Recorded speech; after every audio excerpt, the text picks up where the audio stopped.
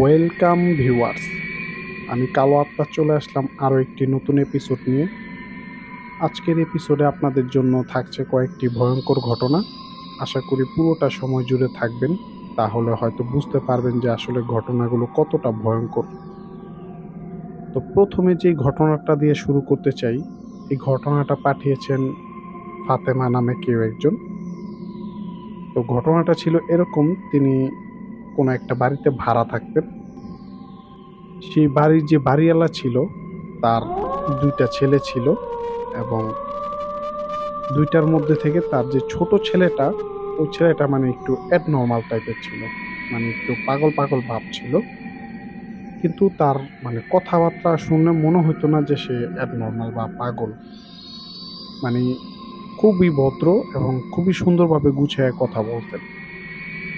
তো সেই ফাতেমা এবং তার মা ওই ছেলেটার সাথে সবসময় কথাবার্তা বলতেন, এবং ওই ছেলেটা মানে স্মোক করতো। তো স্মোক করতো, অনেক সময় দেখা যেত যে তারা যে কলপাত ছিল তার ঘরের সামনে, সেই কলপার কাছে সে স্মোক করত। কিন্তু তার মা বাবা তাকে নিয়ে খুবই একটা অতিষ্ঠ হয়ে গেছিল, যার কারণে মানে তাকে ওই বাড়িতে রেখে তারা কোনো জায়গায় চলে যায় অনেক দিন। কিন্তু এদিকে সেই ছেলেটা মানে অনেক সময় উলঙ্গ হয়ে সেই তাদের যে বারান্দা ছিল ওইখানে বসে থাকতো, বা অনেক সময় মানে কিন্তু কথাবার্তা শুনলে মনে হতো না যে সে পাগল। মানে এরকম তার মায়ের ভাষ্য মতে যে তার শরীরে মানে কোনো একটা কিছুর আসর আছে, যেটা মানে খুবই ভয়ঙ্কর, আর যেটাকে মানে অনেকভাবে তাড়ানোর চেষ্টা করা হয়েছে, কিন্তু কোনোভাবেই তাকে তাড়ানো সম্ভব হয়নি। এরকম টাইপের একটা সমস্যা তার মধ্যে ছিল। কিন্তু তার কথাবার্তা মানে অনেক ভদ্রতার সহিত সে কথাবার্তা বলতো। তো এরকমই একদিন তার মা বাবা তাকে, আর বড় ভাই যে, তাকে এই তিনজন মিলে তাকে একটা মানে যেখানে মানে পাগলাগারদ আছে সেখানে ভর্তি করে দেয়। তো যাই হোক, সে সেখানে ভর্তি হওয়ার পরে প্রায় ৩-৪ মাস মানে সে সেখানে থাকে। কিন্তু হঠাৎ করে একদিন সেই ফাতেমা যিনি ছিলেন তার মা মানে স্বপ্নে দেখেন যে সে তার মায়ের কাছে এসে বলতেছে যে, চাচি ওরা আমাকে বাঁচতে দিল না। তো এই কথাটা মানে তিনি স্বপ্নে দেখলেন, মানে এই বিষয়টা। তো স্বপ্নে দেখে তিনি মানে ওঠেন, ঘুম থেকে সকালে উঠে সে ফাতেমা এবং তার বাবাকে বলে যে ওই ছেলেটা মনে হয় আর বেঁচে নাই। তখন তারা বলে যে কেন বেঁচে নাই? তখন সে বলল যে আমি একটা স্বপ্ন দেখছি এরকম। তখন মানে তার বাবা বলে যে হইতে পারে তুমি ওই ছেলেটাকে নিয়ে চিন্তা ভাবনা করছো, এই কারণে হইতে পারে। আচ্ছা ঠিক আছে, তোমার যদি বেশি সন্দেহ থাকে তাহলে ওর মার কাছে জিজ্ঞেস করো। তো পরবর্তীতে সেই বাড়ির মালিক যিনি, উম, ওই ছেলেটার মা, তাকে যে সে জিজ্ঞেস করে যে আপনার ছেলে কোথায়। তখন সে বলে যে আমার ছেলে তো পাগলাগারদে আছে, তো ও অনেকটা সুস্থ হয়ে গেছে, তো ওকে নিয়ে আসবো কয়েকদিনের মধ্যেই। মানে এই কথাটা শুনে সে ভাবলেন যে হইতে পারে তার এটা মনের ভুল ছিল। তো যাই হোক, পরবর্তীতে মানে খবর আসে সেখান থেকে যে তার ওই ছেলেটা নাকি মারা গেছে। তো যাই হোক, একটা কান্নার রোল পড়ে যায়। আবার একদিকে মানে এলাকার যে মানুষজন ছিল অনেকে বলতে থাকে যাক ছেলেটা পাগল ছিল, মারা গেছে, মানে বাইচা গেছে, আর দুনিয়াতে থাকলে হয়তো এরকম অবহেলা। তো ওই ছেলেটা মারা যাওয়ার পরে মানে কিছুদিন পর থেকে মানে তার যে ফাতেমা ছিল তার মা মানে খুবই ভয় পাইতে থাকে। যেমন সে বাইরে গেলে সে মানে তার বাবাকে নিয়ে যেত, এবং সে যদি কলপারে কিছু ধুইতে যেত তার বাবাকে বলতো যে তুমি এখানে দাঁড়াও আমি ধুই। ধোয়া শেষ হলে একসাথে আসতো। আবার তার বাবাও যদি মানে ওয়াশরুমে যাইতো বাইরে, তখন সে মানে বাইরে যেয়ে দাঁড়ায় থাকতো। মানে এটা কি কারণে ফাতেমা তখন মানে বিষয়টা জানেন নাই। কিন্তু পরবর্তীতে তিনি জানতে পারেন যে সে যখন মানে এরকম বাইরে যাইতো, তো আগে যখন মানে ওই ছেলেটা যখন জীবিত ছিল, ওই ছেলেটা মানে ওই কলপারের পাশেই মানে দাঁড়ায় সে স্মোক করত। এবং তার মা তাকে বললে, ছেলেটা অনেক ভদ্র ছিল, পাগল হইলেও, যে তার মা যদি তাকে বলতো সে চলে যেত। মানে আছে না যে পাগল, সে উল্টাপাল্টা কথা বলতো বা মানে নিজের ইচ্ছা মতো যা খুশি, এরকম ছিল না, ভদ্র ছিল। ঠিক মানে ছেলেটা মারা যাওয়ার পরেও তার মা মানে প্রথম প্রথম কয়েকদিন যখন সেই মানে কলপারে যাইতেন সন্ধ্যার পরে, তখন সে মানে সেই মানে সিগারেট খেলে যেরকম একটা ধোঁয়ার গন্ধ হয়, ওই গন্ধটা সে পাইতেন। আবার দেখা গেছে যে অনেক সময় সে মানে ওই ছেলেটা যখন সিগারেট খাইতো ওইখানে কিন্তু কাশি দিত। তো তিনি অনেক সময় মানে এরকম কাশির শব্দ পাইতেন, কিন্তু বিষয় হচ্ছে যে ওই ছেলেটা কিন্তু মারা গেছে। মানে সে কিভাবে কাশির শব্দ পায় যে একটা মৃত মানুষের? এই জন্য তিনি মূলত মানে কলপারে গেলে তার বাবাকে নিয়ে সেখানে দাঁড় করায় রাখতেন, এবং তার বাবাও যদি ঘর থেকে বের হইতো মানে সে ভাবতেন যদি কোনো ক্ষতি হয়, এই জন্য সে তার বাবাকেও মানে একা বের হইতে দিতেন না। এবং ফাতেমা যখন বের হইতো তাকে তো কোনোভাবেই না, এমনকি দিনের বেলাতেও তাকে বের হইতে দিতেন না তেমন একটা বেশি। তো পরবর্তীতে মানে এই বিষয়টা যখন মানে সে তার মানে ওই ছেলেটার মাকে বলে, ফাতেমার মা, তখন সেও মানে কিছু কিছু বিষয় বলে যে তারাও নাকি ঘরের মধ্যে বেশ কিছুদিন যাবৎ থাকতে পারতেছে না, এরকম মানে বিভিন্ন ধরনের ভয়ঙ্কর ব্যাপার স্যাপার তাদের সাথেও ঘটে। তো পরবর্তীতে তারা একটা মানে কবিরাজকে নিয়ে আসে এবং পুরা বাড়িটা বন্ধ করে দেয়। পরবর্তীতে সে আর কখনো ওরকম মানে এতদিন যেই ছোটখাটো বিষয়গুলা ঘটতো, এটা তিনি মানে পান নাই আর। তো ভিউয়ার্স, এই ছিল প্রথম ঘটনা। এবং দ্বিতীয় যেই ঘটনাটা শেয়ার করব, এই ঘটনাটা সেই ফাতেমা তারই পাঠানো। তবে এই ঘটনাটা ঘটেছিল তারই এক খালাতো ভাইয়ের সাথে। তো তার খালাতো ভাই ছিল একটু দুষ্টু প্রকৃতির। তো সে একদিন মানে যে জায়গাটায় থাকতো সে, ওই জায়গাটা একটু হিন্দু এলাকা। ওইখানে মূলত অনেক মানে হিন্দুদের বসবাস ছিল বেশি। মুসলিমরাও থাকতো, হিন্দুরাও থাকতো, তবে হিন্দুদের সংখ্যা ওইখানে একটু বেশি ছিল। তো সে একদিন এরকম যে মাঠে খেলতো, সেই মাঠের পাশে একটা ছোট্ট মন্দির ছিল, যেখানে মানে ছোট ছোটর মধ্যে মন্দির। এবং ওই মন্দিরের পাশেই সেই মাঠটা ছিল।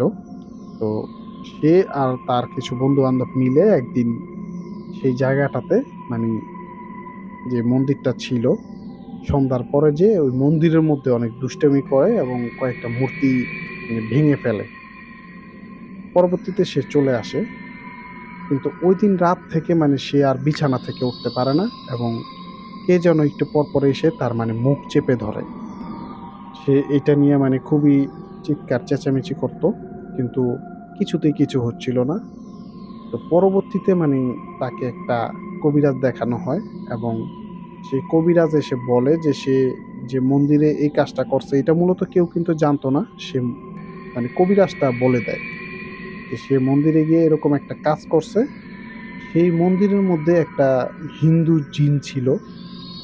সে নাকি ওই সময়টাতে ওইখানে মানে উপস্থিত ছিল, এবং সে মানে পুরো বিষয়টা মানে স্বচক্ষে দেখে, এবং সে তার উপরে মানে প্রতিশোধ নেওয়ার জন্য চেষ্টা করে, বা তারপর থেকে তার এই সমস্যাটা হইছে।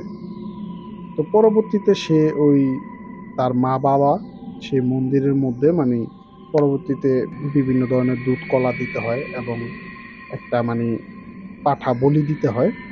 তারপরে মানে সে এই সমস্যা থেকে মুক্তি পাইছে। যেহেতু মূলত ঘটনাটা ছোট, তবে এই ঘটনাটা বলার উদ্দেশ্য হচ্ছে যে আমরা যে যেই ধর্মেরই হই না কেন, আমাদের প্রত্যেককে প্রত্যেকের ধর্মকে সম্মান করতে হবে। মানে কেউ কোনো মানে আমি যেই ধর্মেরই হোক, আমার ধর্ম আমার কাছে, অন্য জনের ধর্ম অন্য জনের কাছে, কিন্তু আমাদের মানে উচিত যে একজন আরেকজনকে সম্মান করা, একজনের আরেকজনকে মানে কটূক্তি না করা।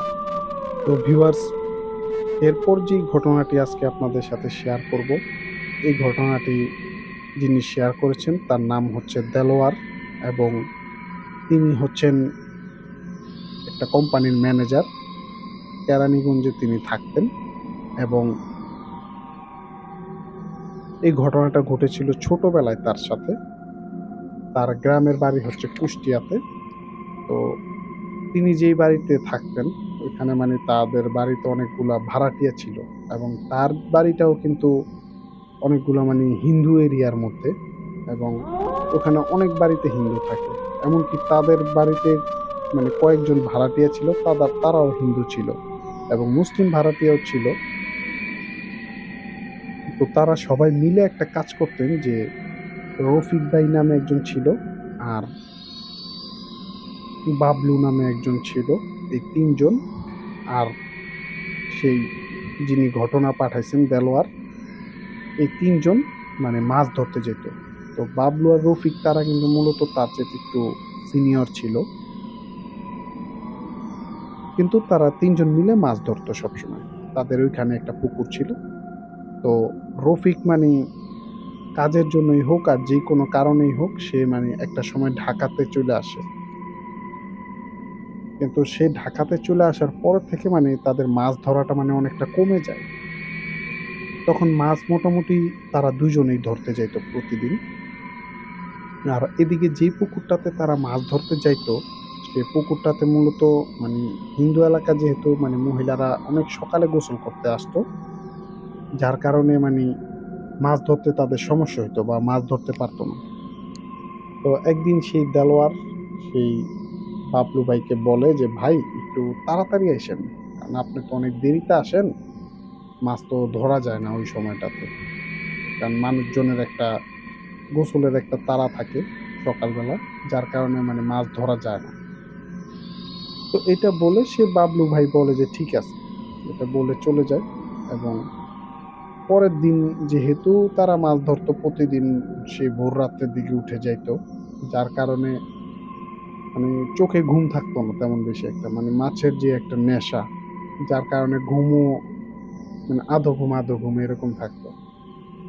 তো একদিন হঠাৎ সে বাবলু ভাই বাইরে থেকে ডাকে। সে কয়টা ডাক দিছে এটা তিনি শুনেন নাই, জাস্ট সে শুনছে যে বাবলু ভাই ডাক দিছে, এই তাড়াতাড়ি আয় দেলোয়ার, এটা বলে ডাকে। তো সে তাড়াতাড়ি লাফায় ওঠে, উঠে তাড়াতাড়ি সেই মাছ ধরার যে সরঞ্জাম ছিল সেগুলা নিয়ে সে বের হয়। তো বের হয়ে সে দেখে যে সেখানে বাবলু ভাই দাঁড়ায় আছে রাস্তার মধ্যে, আর সেও মানে উঠে যায়, মুখ টুক ধোয় নাই। তো বাবলু ভাই মানে বলে যে চল। তো যাই হোক, যেই পুকুরটাতে তারা মাছ ধরতে যাইতেন মোটামুটি 10 মিনিটের রাস্তা হবে, তখন মানে সেই দেলোয়ার ভাই মানে গল্প করতেছিলেন সেই বাবলু ভাইয়ের সাথে, কিন্তু সে কোনো উত্তর দিতেছিল না। কিন্তু দেলোয়ার একটা সময় জিজ্ঞেস করে যে ভাই আপনি কোনো উত্তর দিতেছেন না কেন? তো সে কিছু বলে না, তবে একটু পর পর সে এতটুকুই বলে যে আয় তো, আয় তো, মানে এরকম মানে অনেকক্ষণ পর পর সে বলে। এবং তারা দ্রুত হাঁটতে থাকে। পরে একটা সময় সেই পুকুরটার কাছে যায়। আর এখানে আরেকটা জিনিস মিস করেছি, যে সেই পুকুরটার নাম হচ্ছে যে মদন বোয়াল পুকুর। মানে এই পুকুরটার একটা ইতিহাস আছে, ওইখানে মানে কোন একটা রাজার বাড়ি ছিল অনেক আগে, সেই রাজার নামে সেই পুকুরটার নাম ছিল মদন বোয়াল। তো সেই পুকুরেই তারা মানে মাছ ধরতে যাবেন। তো ওদিকে তিনি দেখতে পান যে বাবলু ভাই মানে সে পুকুরের ঘাটে যখন যান, মানে ঘাট বাঁধা ছিল, সেই সিঁড়ি দিয়ে, ঘাটের সিঁড়ি দিয়ে সে বাবলু ভাই মানে পানির দিকে যাচ্ছে। আর এদিকে দেলোয়ার সে মানে মাছ ধরার যে সরঞ্জামগুলা ছিল সেগুলা মানে ঠিকঠাক করতেছে। তো তিনি ভাবলেন যে হইতে পারে যে সেই বাবলু ভাই নিচে যাইতেছে, হয়তো হাত মুখ ধুবেন। তো এদিকে তিনি যখন সে মাছ ধরার সরঞ্জামগুলো ঠিক করতে করতে হঠাৎ ঘুরে যখন তাকান, মূলত তিনি ঘুরে তাকাইছেন একটা শব্দে, পানির শব্দ পান। তো পানির শব্দ পেয়ে তিনি যখন মানে পেছন দিকে ঘুরে তাকান, তিনি দেখতে পান যে সেই বাবলু ভাই মানে কোমর পর্যন্ত পানিতে নামছে। তো কথা হচ্ছে এখানে কিন্তু শীতের দিন ছিল। তো তার কথা হচ্ছে যে এই শীতের মধ্যে সে কেন পানিতে নামবে? তখন তিনি তাকে জিজ্ঞেস করে যে ভাই আপনি পানিতে নামলেন কেন এই ঠান্ডার মধ্যে? ঠিক তখনই সেই বাবলু ভাই মানে পেছন দিকে ঘুরে তাকায়। তাকানোর পরে মানে তিনি যে দৃশ্যটা দেখেন যে সেটা দেখার জন্য তিনি একেবারে প্রস্তুত ছিলেন না। তিনি দেখতে পান যে সেই বাবলু ভাইয়ের মানে চেহারাটা আর তার মতো নাই, বাবলু ভাইয়ের মতো নাই। সে সম্পূর্ণ আলাদা এবং ভয়ংকর একটা চেহারা। তার মানে যে পুরো মুখমণ্ডলটা সেটা মানে পুরাটাই চুলে ভর্তি এবং তার যেই মানে বুকটা ছিল সেই বুকের মধ্যে মানে অসংখ্য চোখ। তো এটা দেখে মানে সে তো মারাত্মক ভয় পেয়ে যায় এবং সে ওইখানে স্থির হয়ে যায় এবং সে বাবলু ভাই তখন মানে ওই পানিতে ডুব দেয়। সে ডুব দিয়ে আর ওঠে না। আর সে যখন ডুব দেয় ঠিক তখনই মানে তার একটা সেন্স ফিরে আসে সে দেলোয়ারের। তখন সে একটা কাজ করে যে তার যে বাড়ির যে রাস্তাটা ছিল সেদিক ঘুরে একটা দৌড়। তো এখানে বিষয় হচ্ছে যে তার বাড়িটা কিন্তু 10 মিনিটের রাস্তা, যেটা আপনাদের আগেই বলছি। সেই দেলোয়ার ভাই সেই 10 মিনিটের রাস্তা আধা ঘন্টার উপরে দৌড়েছেন, কিন্তু তিনি রাস্তা শেষ করতে পারেননি। অবশেষে একটা জায়গা আছে যেখানে মানে সিকিউরিটি থাকে একটা বাড়ির নিচে, সেই জায়গাটাতে যেয়ে মানে সেই সিকিউরিটির উপরে গিয়ে হুমড়ি খেয়ে পড়ে এবং সেই সিকিউরিটি তাকে জাপটে ধরে এবং জিজ্ঞেস করে যে কি হয়েছে, কিন্তু সে আর কোনো কথাই বলতে পারেন নাই তার মুখ দিয়ে। তো পরবর্তীতে সেই মানে সিকিউরিটি কিন্তু তাদের প্রতিদিনই দেখতেন তারা যে মাছ ধরতে যেত এবং কি তাকে চিনতেনও।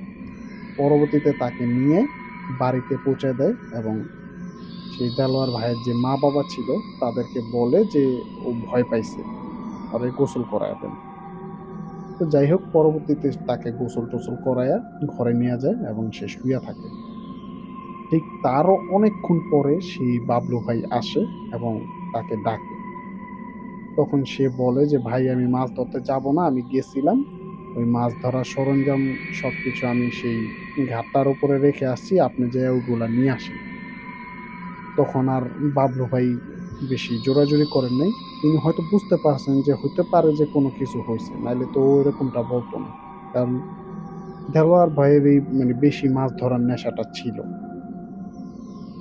তো পরবর্তীতে সে যেয়ে ওইখান থেকে নিয়ে আসে সেই মানে মাছ ধরার সরঞ্জামগুলা এবং পরবর্তীতে সেই বাবলু ভাইকে মানে সম্পূর্ণ ঘটনা খুলে বলে। তো তারপর থেকে মানে সে আর কখনো মানে এরকম মাছ ধরতে যান নাই। সে মানে সারা জীবনের জন্য মাছ ধরা বাদ দিয়ে দিয়েছেন। সে এখন মানে কেরানীগঞ্জের কোনো একটা কোম্পানিতে ম্যানেজার হিসাবে আছেন। তো ভিউয়ার্স এই ছিল তার ঘটনা। তো ঘটনাটা যদি আপনাদের ভালো লেগে থাকে তাহলে লাইক, কমেন্ট ও শেয়ার করুন এবং আমাদের কালো আত্মা ইউটিউব চ্যানেলটি সাবস্ক্রাইব করতে ভুলবেন না। পাশাপাশি আপনি যদি ফেসবুক থেকে দেখে থাকেন আমাদের এই ঘটনাগুলো তাহলে অবশ্যই আমাদের পেজটিতে একটা ফলো দিবেন। সো ধন্যবাদ, ভালো থাকবেন।